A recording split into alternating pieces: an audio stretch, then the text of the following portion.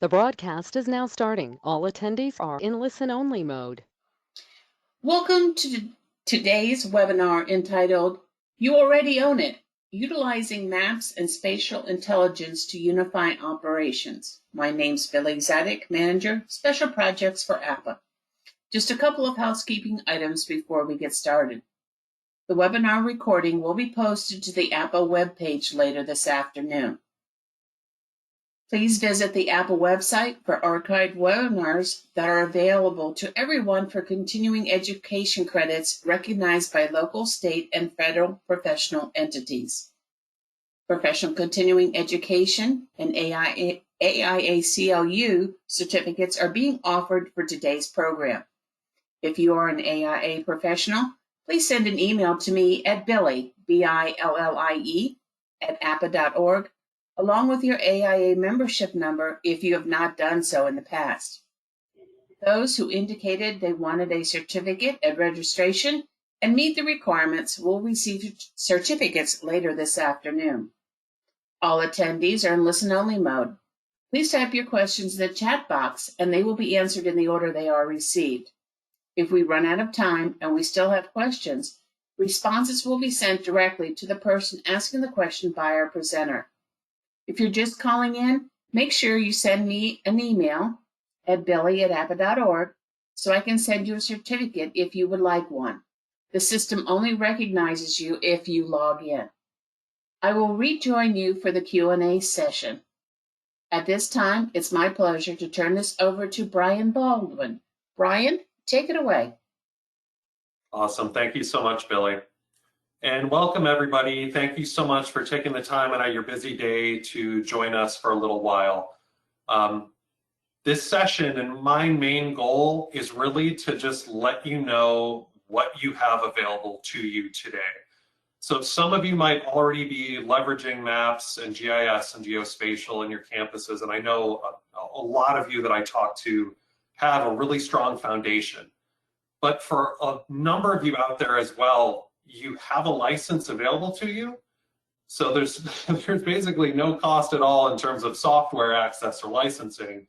And there's a wide array and range of use cases for using and deploying this technology. So my main goal through this webinar is just to get you excited, let you see a couple of ways that you could start using the technology if you haven't deployed it for those reasons, and then just to reach out so we could have a further conversation about how we could maybe plan and help you deploy this technology that you already have access to. So we've got a couple objectives that I want to make sure we cover in the presentation. As I just mentioned, and as I'll say probably apologies 1,000 other times in this presentation, the goal is really just to let you know what license you have and the technology that you have in place.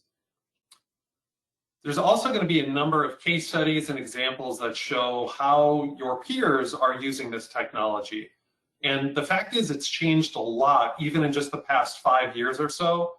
So there's a lot of different ways that GIS is getting used in higher education. And through that, I want this to be an opportunity for you to infer and think about other ways and areas that you could use maps, analysis, and the technology I show here today for other workflows and other examples on your campus. Because I will obviously not touch on everything, but these tools, the maps, these applications can be configured to meet a wide range of use cases. So what am I going to be walking through specifically in terms of an outline? So the first piece is just to go through how GIS has changed. Just a reminder that it's not just maps anymore. There's a lot more that can be done with the technology. And the goal here of this entire webinar is just to focus on GIS and education and higher education operations. So the space for facilities, could be parking, for landscape, a wide range of use cases there and workflows we'll be talking about. As I already mentioned, I'm going to highlight the licensing you have available to you, and we'll dive into a little bit on some of the licensing changes that have just come up in terms of the Indoors product that we have that helps with mapping indoor and interior spaces, which I'll have some more detail on. And I'm going to have a number of demonstrations as well. So I want to show you some of those initial easy, quick wins that you could have if you haven't looked in some of these areas yet.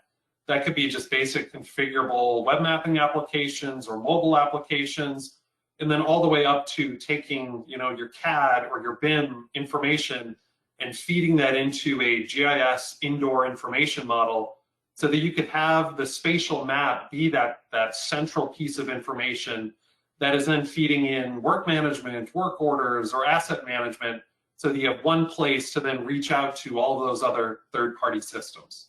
So we'll close with that as a demonstration.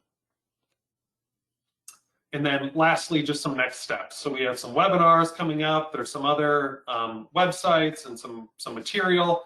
So this is certainly just hopefully an introduction for folks. And then if you want to reach out to me, I've got my contact information at the end of the slide. Would love to have further dialogue. So myself and Esri. So I'm assuming that many people on the call know who Esri is, and if you don't, quick introduction. So Esri creates the software ArcMap or ArcGIS, and we've been in business for a little over 50 years now, and we are solely devoted to space and mapping and location. The bread and butter for what we do is helping people understand where things are, why they're there, and the relationship of those things in those spaces and in maps and in spatial products. So we're still a privately held company, not publicly traded, just solely owned by our founding owner. And we have about 5,000 staff across the country. We have operations globally as well. And we're the world leader in GIS and mapping. And we've had a long time presence in higher education, both on the academic side, but then also on the operations side. And so my role on the team is I'm our technical lead that covers the operations side of, operations for campus administration, facilities, et cetera. So I've worked at Esri for about 8 years, and my background prior to being on this team was covering the utility space. So I'm certainly aware for many of you out there that are managing 10 different utility networks, if it's steam or gas or oxygen, and where those assets are underground and trying to understand and administer and manage those things. That was a big part of my role, just helping users manage, map, and see all that infrastructure in one place. So I wanted to bring this up just as kind of setting the foundation and the stage. I know all of you are already aware of the challenges that you face on a day-to-day basis. None of this is new to you. And these are the conversations that I have regularly with a number of you in this space. If it's retiring members of your workforce that are taking knowledge that they have in their heads, and the second they leave, now it's difficult to know, where those important shut-off valves are, what the square footage of that room was. All of that information at times can kind of just walk out the door as soon as somebody retires. A lot of other conversations I have with individuals are just the silos of information. There's one department that is managing planning and construction. The next department is doing space and usage, and how easy is it to cross the communication between those two groups of individuals? And even the individual basis might be working fine where information can get shared, but is that happening with spreadsheets today? Is there a tighter integration to be able to share that information back and forth, and what does that look like? And I don't want to cover all of these, but there are a wide range of issues we are all faced with in the higher ed space. And it's just a matter of kind of juggling these based on the day-to-day priorities. And the question a lot of you are probably asking, well, yes, budgets are shrinking, we have workforce leaving, so how is GIS going to help me at all to solve some of these problems? Because isn't GIS just a campus-based map? And so this gets into the next couple of slides just to talk through how GIS has really fundamentally changed over the past few years.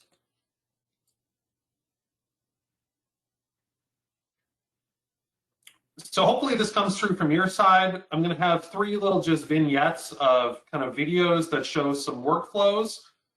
The one that I have up on the screen here that I'll play through a loop is showing how exterior, you could start to visualize not only your assets, but your assets when they come to trees or inspections or sprinklers, and the ways that you could take that information and then feed it into just a simple web application to let you understand what is going on in that location.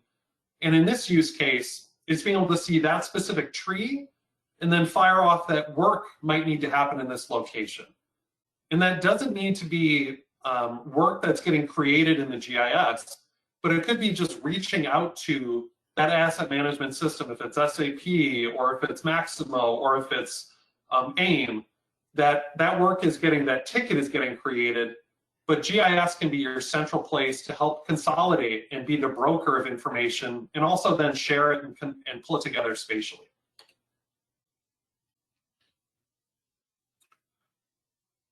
The next example I have is one related to interior space.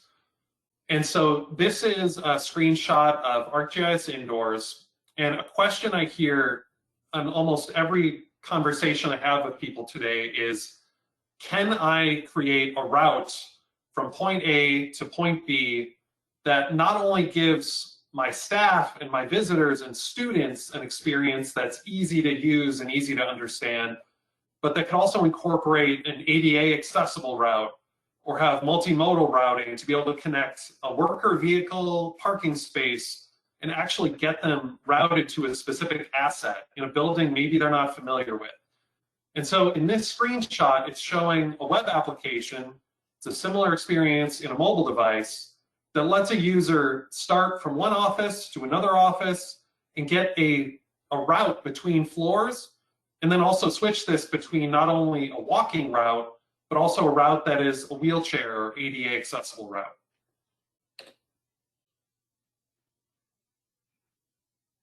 And then the last little video screenshot example, and this is probably the most common use case I hear, especially from facilities management and VPs, is wanting to be able to see kind of one source of truth and wanting to be able to see just one place where they can have all of this information come in spatially and quickly kind of summarize what the status is on their campus for a wide range of questions.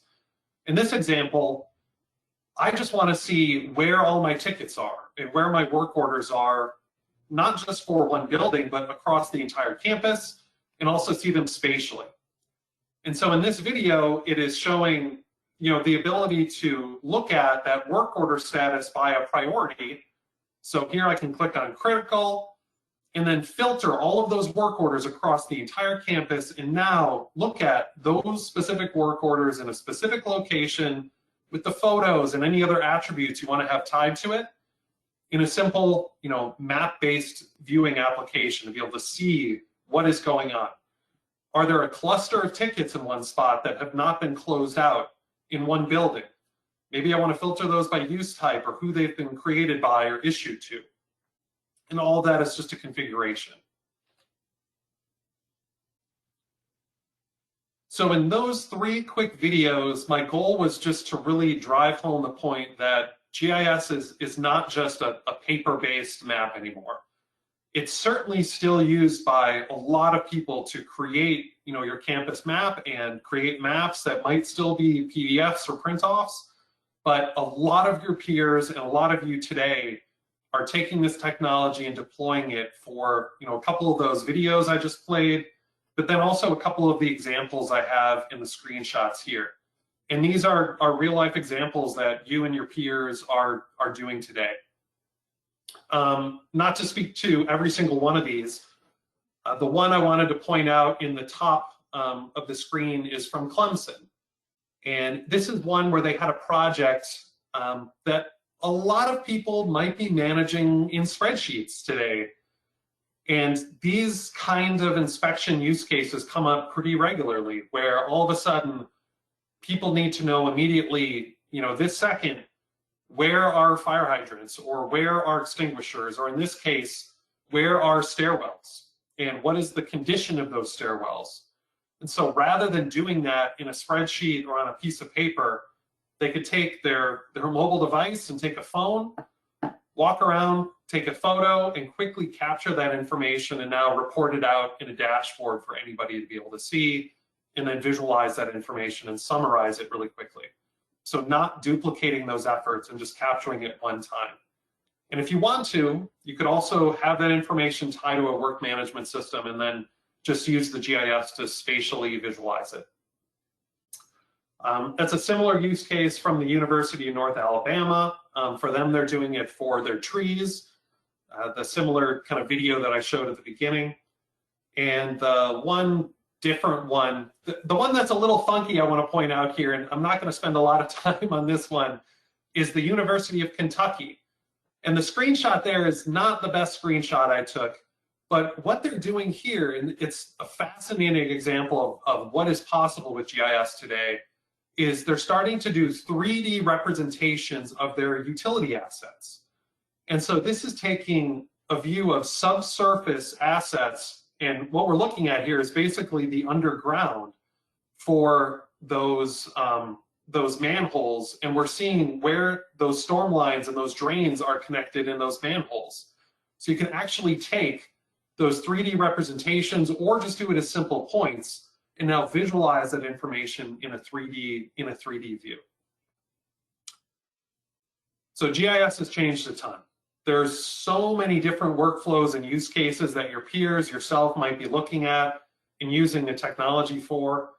And so if you are not looking in some of these places yet, just know that you probably have a license available to you. And everything I'm showing on the screen here is possible with the license you have in-house today. The one exception to that, which I'll get into the details a little on, is the Arcgis Indoors product. And the price on that has come down dramatically very recently. So it's not even, I'm not trying to toss that out as a teaser, but it's still something that is really possible. And so I've got a couple examples from some of your peers to be able to walk through a couple of just the workflows of how people are using this today. So at The Ohio State University, this is a common one that I've heard from a lot of schools. So facilities department was having difficulty sharing information and collaborating with other departments. Maybe there's a broken valve, or maybe there's a replacement that needs to take place. How long does it take to be able to locate that information, get building plans, and just collaborate on just one easy fix or even finding those assets? So what they did is they actually implemented GIS as that kind of central asset management system for doing the asset collection, the management, and the analysis of that data for both planning, design, and construction. And so just by capturing assets and shut-up valves, they realized an upfront savings of about $133,000, and then annually looking at $88,000 of savings coming through because they have all this information stored in one location now. And you can see in the screenshot there, and I love this snapshot, and this is a, certainly feasible. I just want to go to a valve or an asset in a map and click on the location, and when I'm there, I want to see the picture of that, I want to see drawings, or I want to see the detailed schematic of how this is related to other assets in the building. Number two, I've got three of these different snapshots. So this is at Michigan State, and this is a case study that we put together about a year ago with Michigan State, and highlighted, again, a workflow that could be applied in a number of different ways. But in this case, they had a litter management process that was based on kind of decades of intuition. And they didn't have any records or data related to how many receptacles and waste bins that they had around campus. They were just kind of going day to day and clearing them, emptying them, and just was kind of the same process that they'd always gone through. And what they realized is they were probably doing a little bit of duplication of effort, and they could have saved a lot of time. And so they deployed a really simple mobile solution, and this would have just been a configuration on their phones to record when a bin was getting serviced, where it was getting serviced, and understand when they went and emptied that trash receptacle, was it even being used at all? If they went there every single week, Was there one cup in that bin? Was it overflowing? And after they did that, they could now see the historical servicing and understand what bins could they maybe remove? What bins were next to another bin that was probably receiving the majority of the trash, or could, replace that other receptacle? And as part of this, so the cost for labor and equipment, and this was in 2015 that they were doing this initial test, was at about $445,000, and in 2018 that cost dropped in half. And so they saw a 50% decrease in labor and equipment costs just by understanding this process and starting to analyze the way that they were doing this work. And so a very simple deployment, just understanding where these bins are and the historical way that that data was getting captured. And now you can start to move forward and do this a little bit more intelligently going in the future.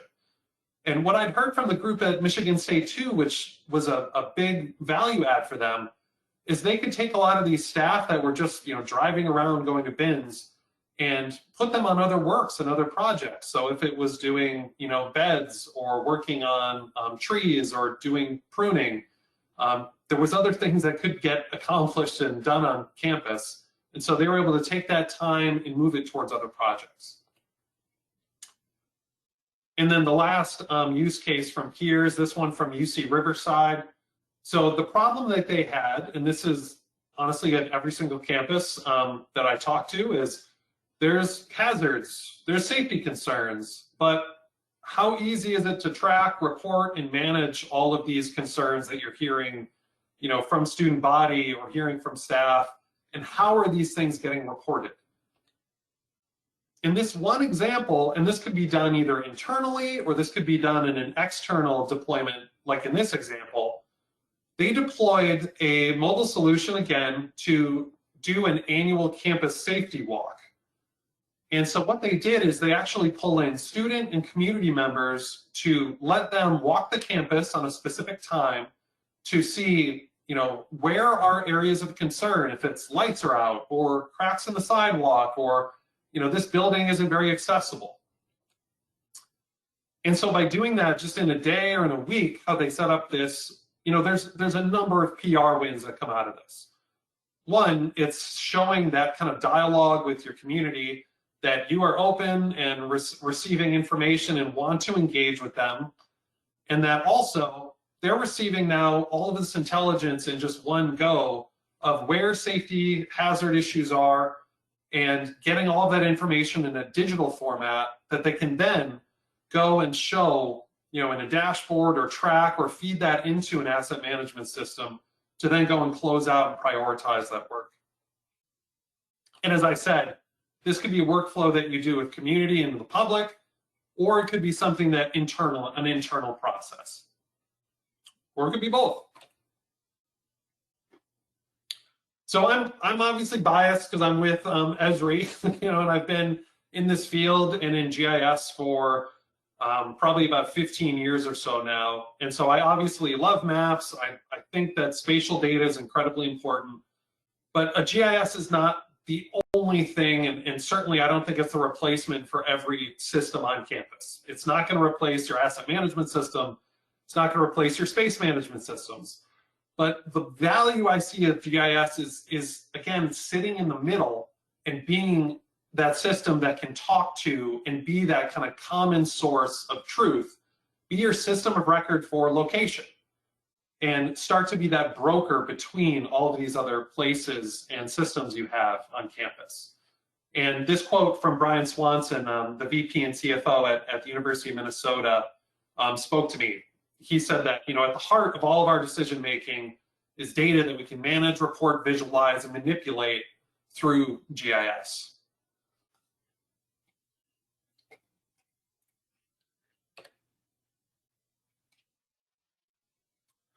And it's not only happening at the schools I mentioned here, it's happening at a wide range of campuses, and you might see your logo up here as well. But my point here is we have licenses in place on the academic side, and every one of these logos here has an academic license. But what kind of usage is happening for those that also have a license that covers the administrative and operational use of GIS. And so you have that in place today, and everything I just walked through and showed is possible and is a project that you could start working on today. And I wish I could say that this represents every single pin that exists for our licensing, but this is just the pins, and the colors are showing for people that have an actual named account manager. So for those of you that aren't aware or don't know who your account manager is, certainly reach out to me. I can connect you with that individual, and you could start that next conversation to just ask, and we can make sure that you know who the coordinator is on your campus, and we could run through, specifically what technology you have access to. But you're probably seeing the pin, even if you weren't aware of if you had a license in place, that you in fact do. And I can almost guarantee that 90% of the people that have joined this call today probably have a license in place in-house right now, and could basically just send a request to us and start, getting the lights turned on for how you could use this operationally. So what does the institutional agreement look like that many of you have? I'm not going to cover this in depth, but I just wanted to make you aware of it. So there's a big bucket that we call the institutional agreement. You can see that in gray. And a change happened about, I'm going to say about 1.5 years ago, which formalized the fact that there are two main buckets.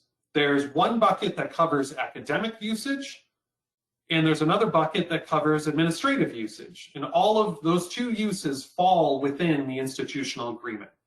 So you have, most likely, as I said, 90% of you have an institutional agreement in place today. And within that, you probably have a lot of academic usage going on. On the academic side, that gives them the ability to have cloud-based tools, desktop, on-premise deployments. They have unlimited users, unlimited credits, which is mobile, configurable applications, etc. There's a ton of stuff they can do, and they're using that in urban planning, in geography departments. Academically, that could be engineering. There's a wide range of use cases, and if anyone is curious about connecting the dots between your academic departments and operations, it's also, and we're not going to spend the time on this call, but that is a fantastic place to look for interns or others where you could further kind of steamroll and jump into how you could start using this technology a little bit quicker. But on the other side of the house, as I mentioned, you also have licensing in place for administrative use. And it almost mirrors perfectly what you can do on the academic side. So there is usage for cloud-based tools, there's usage for on-premise deployments, there's desktop usage and tools, and the only difference between the two really is that you have limited users, and the biggest license has about 200 users, and that'd be kind of per user seats that you'd have, and also limits on kind of the credits, which would be for analysis or storage of data. But honestly, I haven't really seen people kind of run into the credits as a threshold unless they're storing, gigabytes of data or tons of information. So the takeaway here, you probably have an institutional agreement in place. And as you can see here for this audience, you have an entire bucket or silo in place that allows, and you have a license in place for operational and administrative use that includes a ton of technology. And so now I wanted to take a couple minutes and just show you a brief demonstration of what some of that technology looks like. And this is going to be just kind of scratching the surface on what is possible with the license you have today. So let me jump to my browser.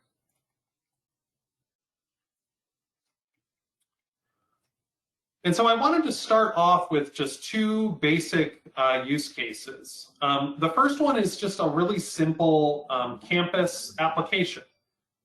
And this is showing, if I pan around here and I'll click on my map, just a basic campus viewing application. So I clicked here, and if I zoom into this, I can add onto this map any pins or exterior information, or bike racks or parking lots, any data I want to start integrating into this map. And if I click here over on my cafe, you'll see the photo will change in the bottom right-hand corner. I've got different attribute information that feeds in. And then I've got a 3D view that's fully navigable here. So at the bottom level, you have all of your base GIS information and data that you can start storing. And then as you move up the chain, it's just the ability to create configurable applications for a wide range of use cases. And so that's what I'm going to show now with a couple of examples, is that it's really up to you for how you want to use the technology and what workflows you want to start applying it to. Is it trees? Is it extinguishers? Is it navigation? Is it inside buildings or space use? You have all that data available.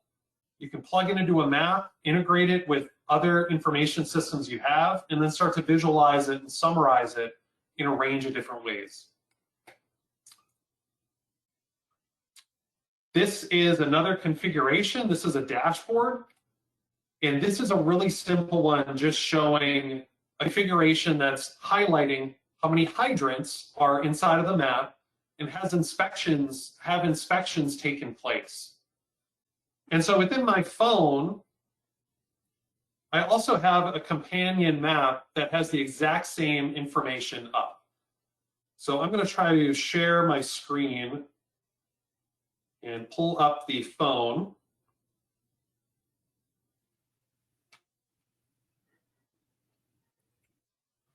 And so on the screen right now, you should see actually my phone, and this would be the same experience for your end users. So there could be a dashboard for yourself, for management, for higher level VPs to be able to see a summary of inspections or work or assets or space type, anything that's summarizing any of the attribute information you have.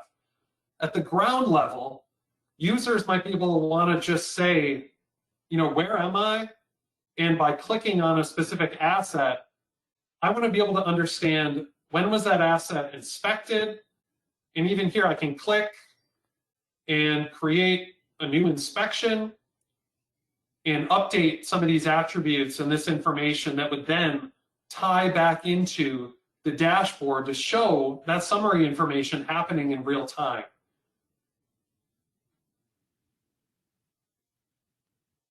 So I'm going to discard capturing that feature. This just jumped over to my house, which is great. And so any user can come in here too, and we try to make this, and the goal here is to make these tools as simple to use as consumer-based mapping.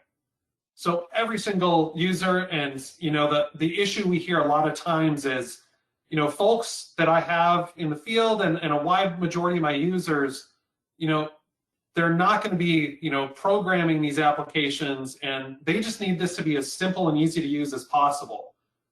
And so that's really the goal, is just make this as easy to use as Google Maps for someone. So I want to be able to come in here, click, edit this, and create an inspection, or you can see here, take a photo, click, add that photo, hit submit. And in about 3 seconds, I was able to capture a photo, tie it to this location, and submit that. And now anybody in the back office, in a web application, or in a dashboard can see that information summarized and see that information that just got captured in the field.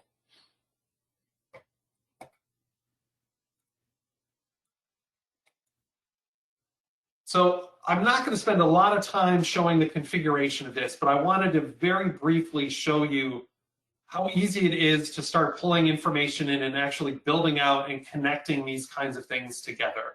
Because some of these dashboards and these applications, a lot of users sometimes think like, oh, we wouldn't be able to do this. I don't have staff that can actually dive in and configure these things because they don't have a PhD in GIS or data science or whatever field. So how can I even build out a dashboard to do these kinds of things? And I just want to drive home the point that it's within reach, even for somebody that's a FTE, maybe in space management or in CAD, where they could take on a little bit of this, or using the help of interns or others on the academic side, it's feasible. So I'm inside our just web-based mapping application, and I'm just using a base map that's pulled in from the Esri ecosystem. And you could zoom to your campus or your location and see kind of the base data that you'd have available there yourself. And so I'm going to click here and hit Add Layer. And then what this is doing is this is searching across just all of the data that's within my organization. And so I'm going to hit Search for Trees. And these are all the data sets that I have in my organization that's published up, that I have available to then add into any map. And then after I have it configured in a map, I can then share it to my organization in a range of different ways with dashboards or other applications summarizing this information. So here I just added in tree points. And so these are all of the trees on the campus. And if I click on any of these, it's going to give me a pop-up of the information for this data. And I've got it symbolized by it's planted, it's available, it's retired. And it also shows me the circle size based on the height of that tree. And so after I have a map, or after a user configures a map that they like, they come over here and they save it. Tree, I'm going to save it in a folder, and this is just saving it up in ArcGIS Online, which is our cloud-based ecosystem, again, that you have a license for and you have access for today. So I just saved this. And then over here, I'm clicking Share. And now I can share this map with anyone in my organization. So that could be users just inside of your university now could see the points and see the data in that map, and then you could control the kind of access that people have to that information, or the fields or attributes they can see.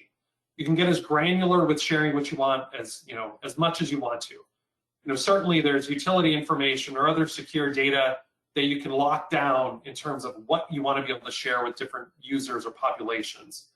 Then we also see a lot of people that will share everything with the public. That might be trees or memorials, or if you want to show the public a sustainability map that you've created, that's possible as well, and that's a really common use case.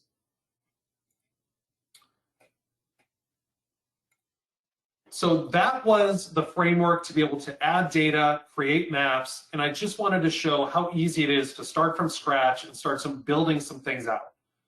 The next thing I wanted to point to is something called our Arcgis Solution site, which is a number of different configurable templates that we've built out that are not specific many times to higher education. So if you come to this page, you will not be able to filter this and say, I want university or campus operations, templates. But what you will find are a wide range of examples that fit perfectly into university and facility operations. One of these that I have right on the front here is water distribution. So I'm pretty sure almost everyone on this call has storm, has water, probably has chilled water, probably has a high pressure, steam. We have the ability, and we have data models built out for managing and sharing and dashboards in a wide range of ways of taking that core information and then providing it to your end users in the same way that I showed with the trees or the hydrants. That I just want users to be able to find valves and then change the status of a valve inspection to say, we just exercised this valve in the field and we know it's good for the next 6 months of the year, and put that information into a dashboard for me. And for all of these solutions up here, and the one that I'm going to point to because it's a really good one and it's brand new, is one related to tree management. And so for anybody, you can come to this page, you can view any of these solutions, and if I click details, it gives me a high-level presentation for what specifically this solution is, what it does, and there's a button here that says deploy now. And what that'll do is that'll build the entire solution and download it all to your organization. And then all you have to do is just pour your own data into it. So then you would just pull your data, your tree points, or any other information, if it's a different solution, add it into this solution after you download it, and you're up and running with pre-configured dashboards, mobile applications, and everything ready to go. And you can tweak and modify as you see fit. So this is the Arcgis Solution site. So rather than just starting from scratch, I would highly recommend that you go here and you look through a couple of different use cases and solutions we have built out. If it's trees, utilities, or assets, there's probably 30 or 40 different templates we have built out that would meet a need that you have today. And while I'm here and remember it, how many of you have AEDs in-house and might need to better have a inventory or inspection process for AEDs? Just one other use case that's possible. I'm going to come back to the slides. So what I was just talking through and had the ability to show just a slim margin of what you have available to you is the on-premise or cloud or desktop tools, which are part of the institutional agreement you have in place today, which give you mobile applications, dashboards, web applications. There's 1,000 different ways you could deploy the technology. The other thing I wanted to talk about and give an introduction to is something called Arcgis Indoors, which is an add-on to the license you would have in place today. But there was a big change that we just had in terms of the pricing. And so I wanted to make sure that everyone was aware of that change. And I think, honestly, this is the first time we're kind of making this public. And so there's a couple of different ways that Arcgis Indoors could be deployed for a campus. And I've broken this out to start with the bullets on the far left-hand side that you can kind of think of for our campus, I want, and then the bullets kind of talk through a workflow, and then there's the product, and the price will be included in there as well to let you know kind of how it can meet your needs. So if all you would like is a map that has floor awareness, and you want to have a dashboard that you can filter either assets or buildings, you can think of taking CAD data, loading into a map, and then having the ability to filter and kind of search across a standard schema. That would be something called Arcgis Pro, and it's an Indoors extension. So that's $1,000, and that gives you the ability to kind of make your map indoor aware so that you could have either just floor awareness or either room by room or even specific assets. And then that could be available and shared with users across your organization. And then the piece that I'll get to in demo in a second is the bigger bucket. So that is something called Arcgis Indoors Maps. And so if you're interested in indoor navigation, having a mobile indoor viewer, the ability for users to find and reserve spaces, maybe it's an integration with your calendar system or Office 365. Maybe it's an integration with work order or space management systems. So this is where Arcgis Indoors comes in. And so what it provides is a mobile viewer. There's a viewer for the web. There's a kiosk viewer. You can think of in your student union or another location. There could be a big tablet that just shows routing and trying to find labs or trying to find specific offices. There's tools for CAD and BIM conversion. You have the ability to feed all that information into dashboards and unlimited users. So the big change for this, for those that are familiar with it, is that we had prior a square footage pricing model, and that just changed to now be just $5,000, a flat fee per year. So that's Arcgis Indoors Maps, and I'll show the demo of that in a second. So I'm building on top of that Indoors Maps. That Indoors Pro extension, the square is within inside Indoors Maps. So if you bought the Indoors Maps piece, that includes that Indoors extension. So Indoors Maps has the ability to do your conversion, floor awareness, et cetera. If you just want to kind of get started with migrating data that's where you could have the Pro extension. Indoors Maps has everything in terms of the tools, applications, etc. A bolt-on for Indoors Maps is an application called Arcgis Indoors Spaces. So if you want to create space plans, if you want to make space moves, if you want the ability to create office hoteling, or start making those space moves and plans, we have an application called Space Planner, which lets you interactively in a web browser see spaces and then make moves, make updates, and create hotels and spaces. This also has unlimited users, and then that's just an add-on. If you have Arcgis Indoors Maps for $2,500 a year, you then have access to that application. For those users that want to and are in this place already, I know for some folks, they're probably not even having these conversations yet because it's, I'd say for a lot of campuses, maybe down the road in 2-3 years, but that ability to actually have what many people sometimes call a blue dot, which all of us know for navigation outdoors what it looks like to go from place to place. But what about the ability to go from room to room and actually see on your device where you are in real time and have real-time room-to-room navigation?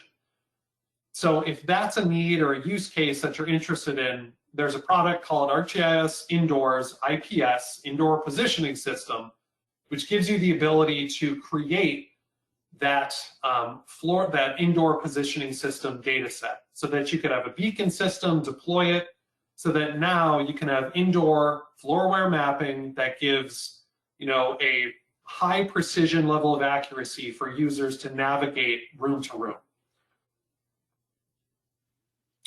So I'm going to jump into a demo right now. I just wanted to quickly summarize this. So you can think of these as there's those 3 main buckets: the Arcgis IPS, the Indoors IPS for indoor positioning, Indoor Spaces, the Space Planner app, or Arcgis Indoors Maps, which is the bucket that has the Indoors Viewer, mobile, and really is building the majority of kind of the indoor information model. So I'm going to jump to a demonstration now quickly, and then I'm going to leave a little bit of room after this for some Q&A. So let me jump to my browser. And so the first 2, I'm going to show 3 different things. And the first 2 that I wanted to show were dashboards. And so trying to make things not really confusing, with your institutional agreement, you have dashboards, you have this technology included, but you can also take the indoor information or that indoor model and feed it into that dashboard application to summarize your interior or indoor spaces. So what I'm doing in these next 2 examples is taking that indoor model and that indoor information and feeding it into a dashboard. So for this one example, this is a security use case. A user wants to see a heat map of where security reports are getting generated, which I have up in the screen up in the upper left. And I also want to see in real time where the location of on-site security personnel are. You'll see these kind of walking around my 3D map. And so this is all Arcgis Indoors to generate and manage the space, the location of all of this indoor information model. And then the other use case we've heard, which has been a big interest, is starting to integrate cameras, view sheds, wanting to see exactly what this can potentially look like on campus. So not only integrating the floors, but real-time camera information along with the view shed, along with incidents. So GIS is not the storehouse for all that information. But again, it can start to be that central hub that integrates all these different pieces together. So that's a security use case. The one that I pulled up in the video before was the work orders. And so this I just wanted to show, briefly, and I saw it you saw it in the video, but it's kind of flying through, and it might have been hard to see. So for this one, I just want to have a campus-wide view of my work orders that are getting created in SAP, in AIM, in Maximo, in Famous, and I want them all in one spatial view. Or they could be getting created in Survey 123. It's up to you. And so I'm going to zoom in here in this dashboard. All of the information is going to filter. You can see the numbers just changed, so it's updating just to show the tickets that are within my view. And for me, I just care about the work orders that are open. And for many of you, maybe you just care about the ones that are critical. And so in this view, I just click critical tickets. You can see the open work orders just filtered to just show those ones that are open. And if I select that specific ticket, it's then going to highlight that one ticket up in my view up here to show me the photo, show me what the status of that is. And I can click here and filter for just those that are assigned. This is, again, a dashboard that's just a configuration. What information do you want to see? What metrics or KPIs are of interest to you? And you can build out a configuration to roll that information up for you or any other stakeholders. It's the configurable view that you need to see. So now in 2 minutes, I don't want to run out of time. This is the Indoors viewer application. So here, let's zoom in a little bit. I've got all of my floor plan information that could be coming in from CAD. This could have gotten loaded in from BIM. This could get loaded in or hand digitized depending on the source of information where you're getting it from. For the majority of our users, they're getting this information from CAD and they're loading it in. So not only do I have the ability to load in the floor plan data, but as you've seen in a couple of these examples, maybe I want to load in safety and security assets. I want to see work orders. I want to see parking. I want to see occupants. So here I'm going to toggle the different layers that I'm seeing. And let's turn on our work orders. Let's turn on safety and security assets, and I'll zoom out a little bit on the map here.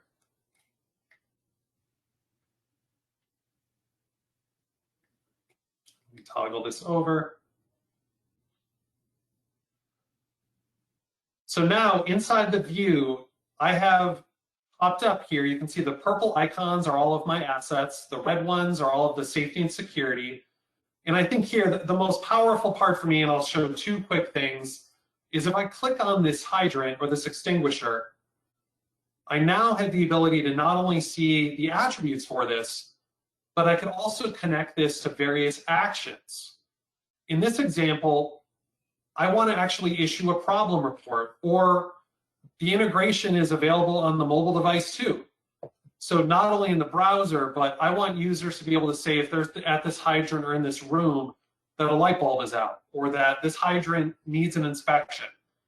And so in this example, we've integrated it with Survey 123, which you have a license for and you have access to, which is just a survey, mobile-based, survey that is spatial at the heart of it. And you can integrate all of your assets with that survey, or you could do something very similar with the asset management system you have in place or with your ticketing system today. So it's capturing the location and passing that over. And here I have just a pre-configured survey form built out that I can then go and create that ticket for this location. Right from my viewer. You're going to hear my poodle barking in the background. Apologies for that. And here is the directions. So you saw this in the video. So I'm going to click in here just to show you what this looks like. So I want to go from my home or my office location, and I want to navigate to the kitchen, or I can navigate to a parking space. I can navigate to any other asset. I could navigate to a valve, a pipe, a manhole cover. Anything that you load in is now routable and navigable for you, inside of the UI. And so now I have directions that can speak to me turn by turn, and if I need to, I can also deploy different kinds of routing for this. So I had this set up as walking is the default. And I just toggle this to say, I want to have this be a wheelchair accessible route. And so for staff, for students, for your public, this is something that could then be configured and stood up and deployed either internally or externally as well. And so this is Arcgis Indoors, and just a quick view of the web-based application. And so under the hood of this, there's tools to do the CAD, the Revit model conversions, and also keep those up to date. So if CAD is your system of record for your floor plans, you can put a process in place to actually run and then make sure you're getting updates through to then get this real-time information pushed over to the GIS. And so let me go to my slide and I'll wrap. And so one big takeaway I had, and I don't dive into it because this isn't the place here, is just I would put it on people to think through, what would you like to accomplish? And hopefully I got you thinking about a couple different things on your campus or workflows or problems that you are faced with on a day-to-day basis. So a way we frame this regularly is to say, build out a geospatial strategy if you haven't yet. And if you don't know what that is, reach out, talk to me, I can pass some information over to you. But it's basically just saying, build out a simple roadmap for how you could use this technology to solve some problems on your campus, and what are the quick wins that you could do today. So the wrap up, and this is probably what happens at a lot of different places. It's 3 a.m. and always the worst time. You're getting the call that there's a water leak. So what happens? You got to find out where that water leak is, and everyone's digging through CAD sheets and floor plans. And then you start digging, or you start trying to figure out where that pipe is and where things are broken. Where was the leak?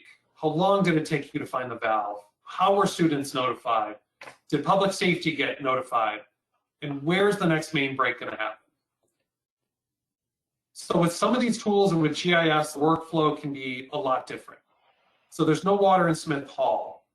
You can have a notification that could take place and get it pushed to students. You have it get pushed to the field. And you can also then start understanding where future risk is in your system. So taking the spatial data, the licenses, the tools you have in place today, and using that information and that data to help inform you going forward. So I'm not saying GIS is going to replace everything. I see it as that kind of spatial glue that can be the spatial system of record to sit between a number of the other systems you have in place today. So GIS has changed a ton.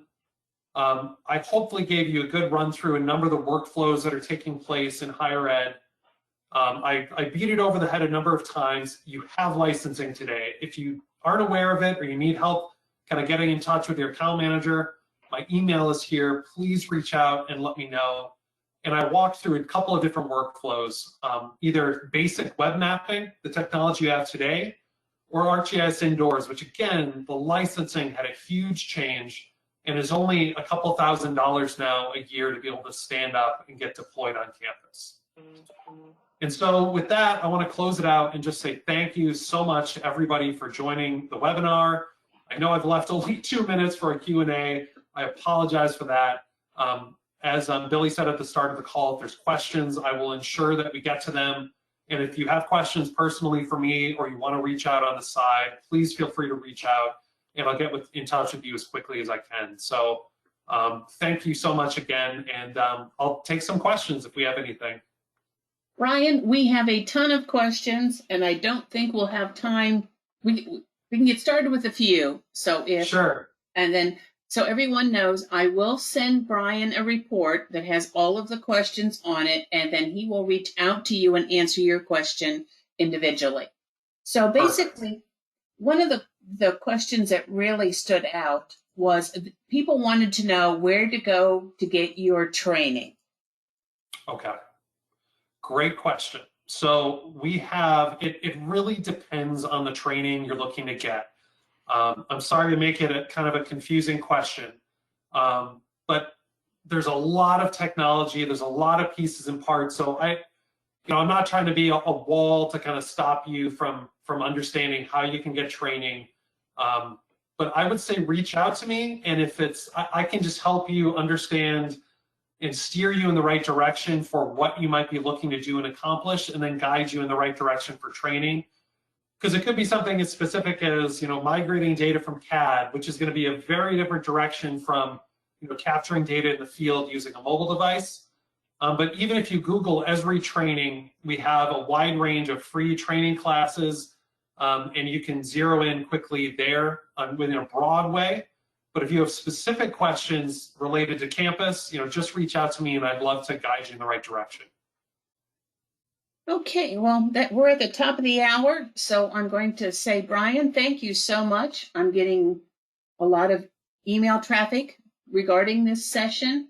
And as I said, I'll have the recording up on our website later this afternoon. So Brian, thank you so much for the webinar. And to our attendees, as always, thank you for taking time out of your busy schedule to be with us today. Have a great day, and we'll see you next time. Goodbye now. Thanks, everyone.